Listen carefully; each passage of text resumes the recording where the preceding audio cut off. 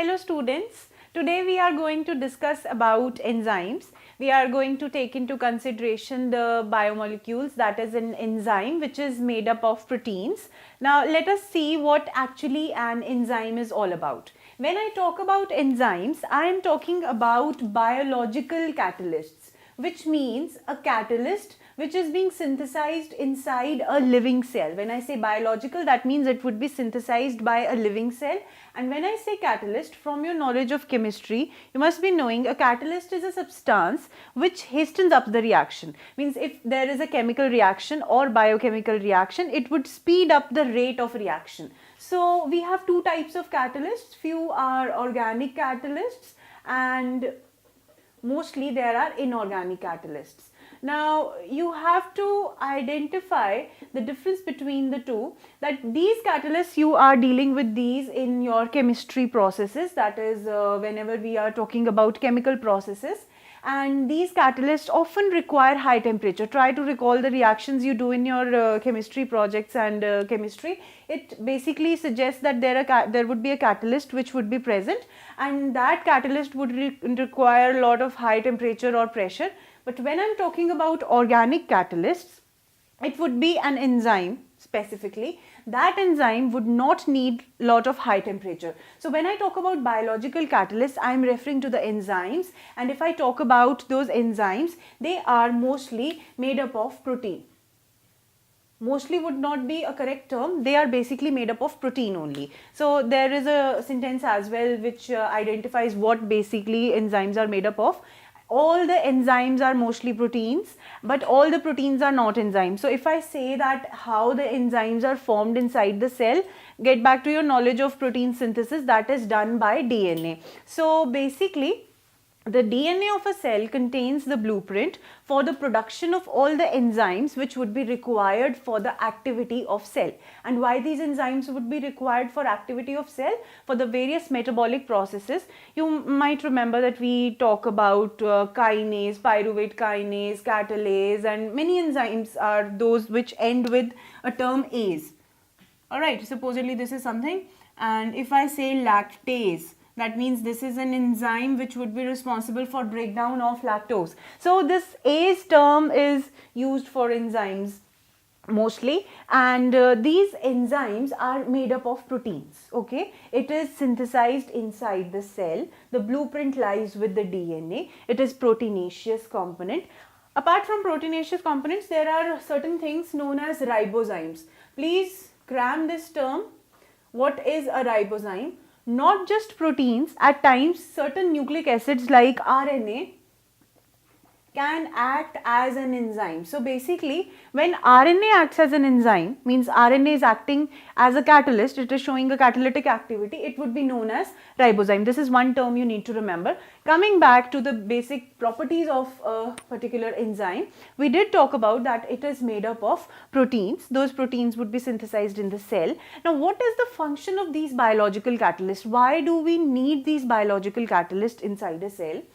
We need these catalysts inside a cell so that the metabolic reactions which would otherwise take at least 3 years or 4 years for completion, they get completed within seconds. Alright, try to understand what I am telling you, the extent of the speed that they provide to the reaction. Supposedly a reaction is to be completed within an hour. An enzyme can speed it up to 10 million times. This would be something that you take round of entire earth in blink of an eye. That much would be the speed that an enzyme provides within the cell to a reaction. Alright. So when we talk about the basic composition, we say that it is proteinaceous, or it could be a nucleic acid, as in the case of ribozyme, that would be acting as a biological catalyst. Apart from the proteinaceous part, the enzyme can have prosthetic group along with it. Alright, so the question arises, what is a prosthetic group basically? Supposedly this is an enzyme, this much part is protein. Now One thing more you need to understand, that enzyme would also have a secondary or a tertiary structure like a protein, that on a backbone there would be a protein which would be coiled, and there would be certain holes and crevices which would be created in the structure that we would come to later on. But for now you need to understand that the proteinaceous part, which could be secondary or tertiary, may have some non-proteinaceous part. Now this non-proteinaceous part happens to be prosthetic group. Okay.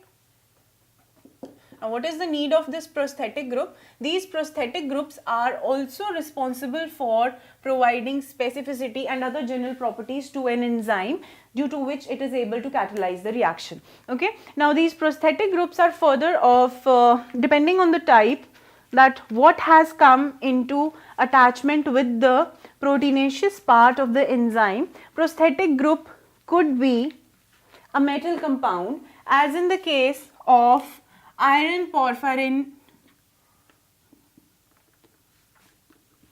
compounds that are present in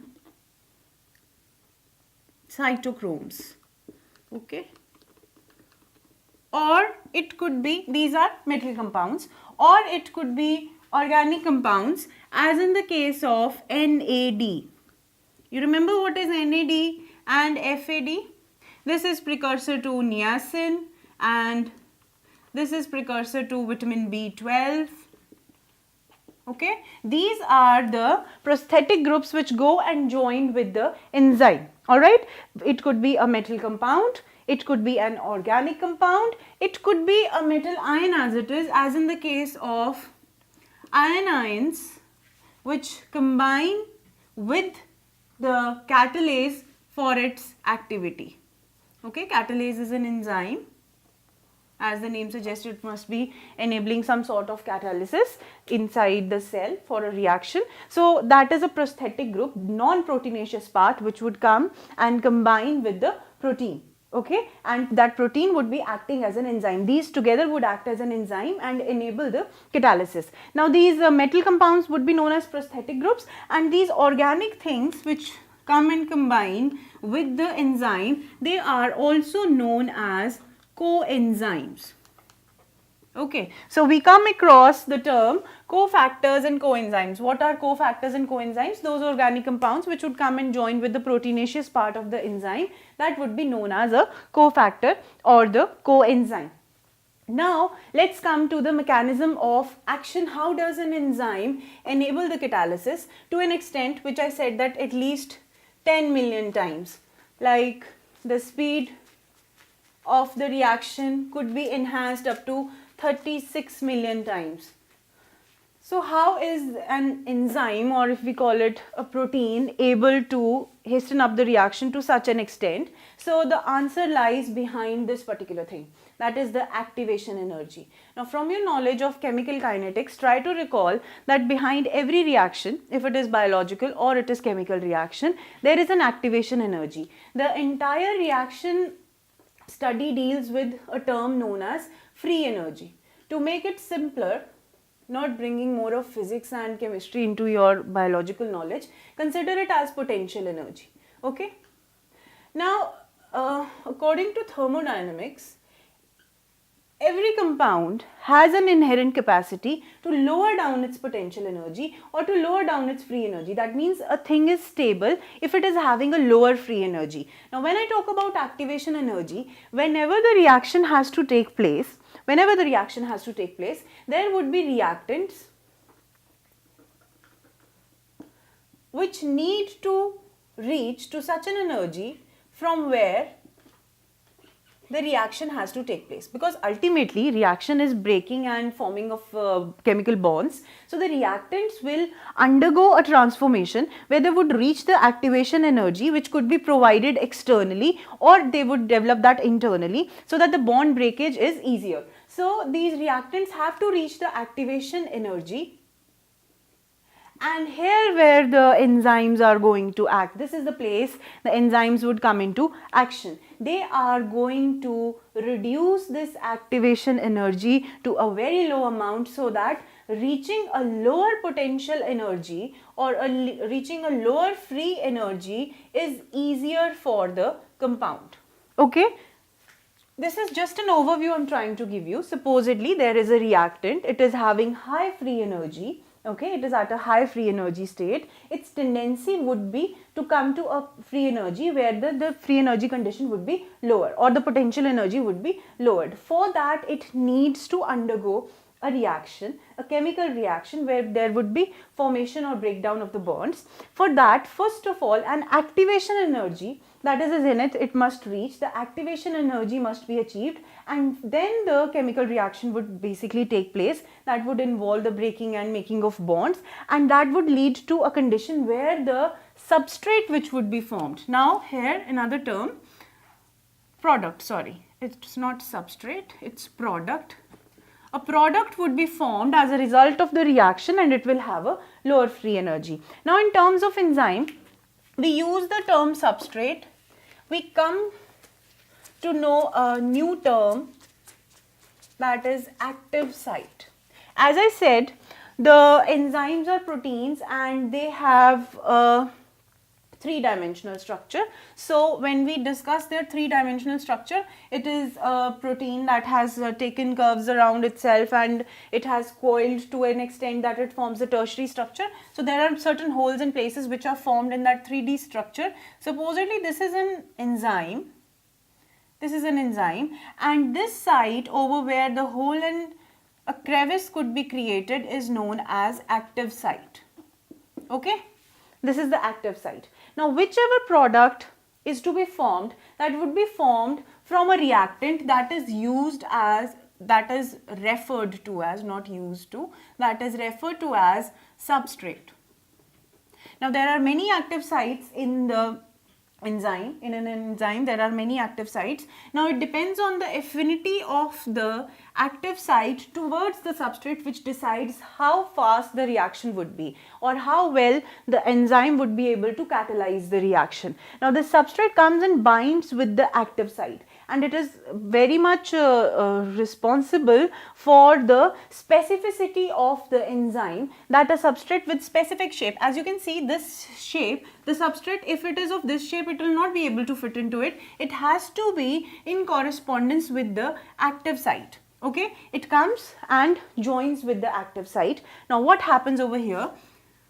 The dynamics which are happening behind this particular formation, we can represent it graphically. For that, over here I am going to consider free energy, okay, or you can take potential energy, and this is time. Okay, we are considering this particular reaction, how it takes place. Now see one thing, supposedly the substrate was at this level of the free energy. Now as we discussed earlier, the activation energy is usually higher. So this activation energy is till here. Now the substrate has to increase its energy till here, so that it comes at a stage where the free energy is as low as this point, and over here we get the products. Okay, we have a substrate, it is having a free energy higher than that of product. The reaction proceeds only at one condition, that the product must have a free energy quite lower than that of a substrate. Now this substrate has to reach this peak of activation energy, and then the reaction would proceed and this particular product would be formed. Now this activation energy state is known as, where the compound has to reach this activation energy, this is known as transition state. Okay. Now what happens when the enzyme comes into being, when this substrate combines? Now supposedly you are providing this substrate energy from outside, some sort of temperature you are increasing, then you can reach this activation energy, as I am telling you. But when the enzyme comes into scene, this activation energy is lowered down to a great extent.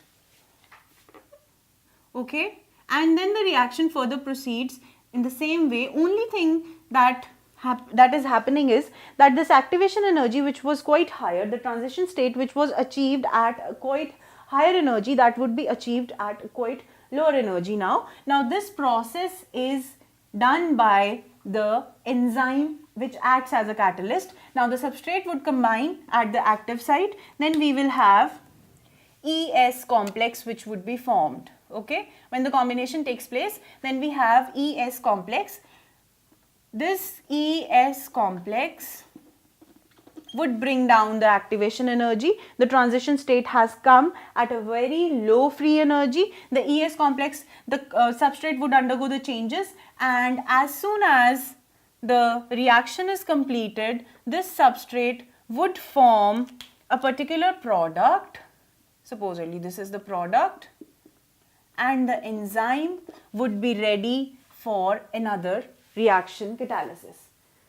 Is it clear now that how this substrate it combined with the enzyme, the substrate formed the enzyme substrate complex. That enzyme substrate complex later gave rise to the product. Seeing it in this graphical presentation, this is the free energy of a reaction which is not taking place in the presence of enzyme. A lot of activation energy is required in this case. This is the activation energy.